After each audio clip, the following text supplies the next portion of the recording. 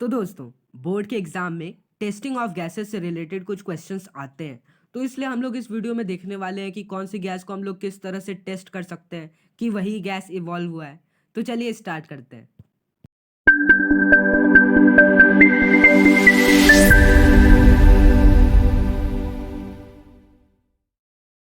Hello guys and welcome back to class study. As you can see in this video lecture we are going to cover testing of gases. तो जैसा कि अब तक आप लोग समझ ही चुके होंगे कि हम लोग इधर कुछ थ्योरीज देखने वाले हैं जो कि रिलेट करेंगे कि हम लोग गैसेस को कैसे चेक कर सकते हैं कि वही गैस इवॉल्व कर रही है। तो बिना कोई टाइम वेस्ट किए चलिए स्टार्ट करते हैं। तो सबसे पहला और सबसे इम्पॉर्टेंट गैस है हाइड्रोजन। तो सबसे इम्पॉर्टेंट बात मैं इसको बताना चाहता हूँ, hydrogen Burns with pop sound. अब ये क्या होता है थोड़ी देर में आपको पता चल जाएगा। लेकिन इन सब चीज़ों को स्टार्ट करने से पहले मैं आपसे जानना चाहता हूँ, जैसे कि हाइड्रोजन गैस है, ऑक्सीजन गैस है और कार्बन डाइऑक्साइड गैस है। ये तीनों गैस जो है ना कलरलेस होती है। तो अब इसको हम लोग आइडेंटिफाई कैसे कर पाएंगे कि यही तीनों गैस इवॉल्व हो रही है।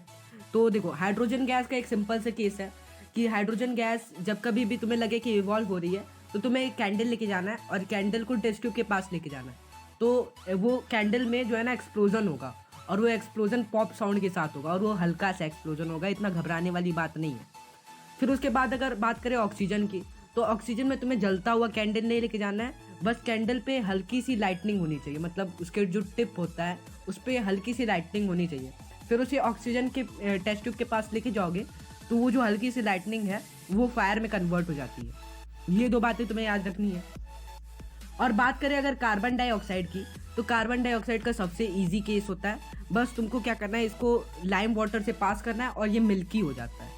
मिल्की मतलब वाइट कलर का हो जाता है। इसको तुम अगर कैल्शियम हाइड्रोक्साइड से पास करते हो तो ये मिल्की वे हो जाता है, या तुम लोग कह सकते हो वाइट कलर में कन्वर्ट हो जाता है। वो कैल्शियम कार्बोनेट होता है जो कि प्रेसिपिटेट बनाता है। और अगर अब बात करें नाइट्रोजन डाइऑक्साइड की, तो इसका सबसे ईजी केस है।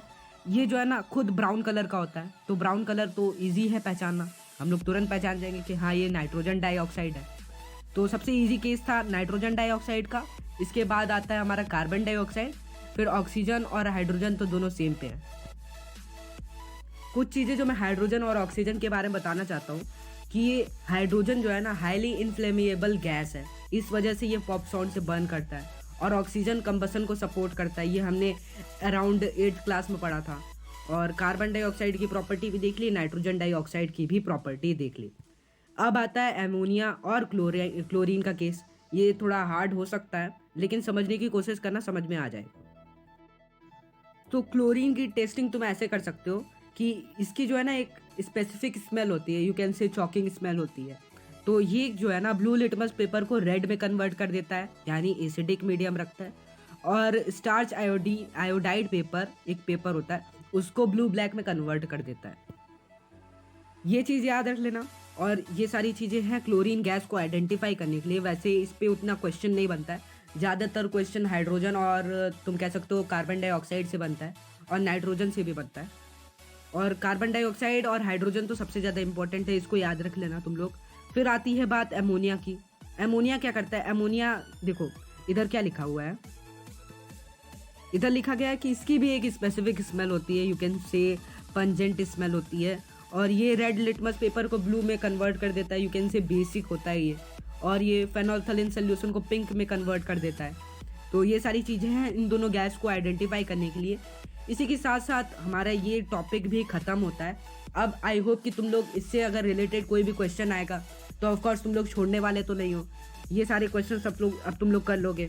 और मैं एक और चीज़ बता दूँ, ये जो स्लाइड में यूज़ करो इसको आप भी डाउनलोड कर सकते हो, बस डिस्क्रिप्शन बॉक्स में जो टेलीग्राम का लिंक है वो सारी चीज़ें तुम्हें पहले से ही पता है। अब ये चैप्टर ख़त्म होता है, ये सॉरी चैप्टर नहीं टॉपिक ख़त्म होता है। अब हम लोग मिलेंगे किसी और वीडियो में, तब तक के लिए एंजॉय करो, सेफ रहो, बाय।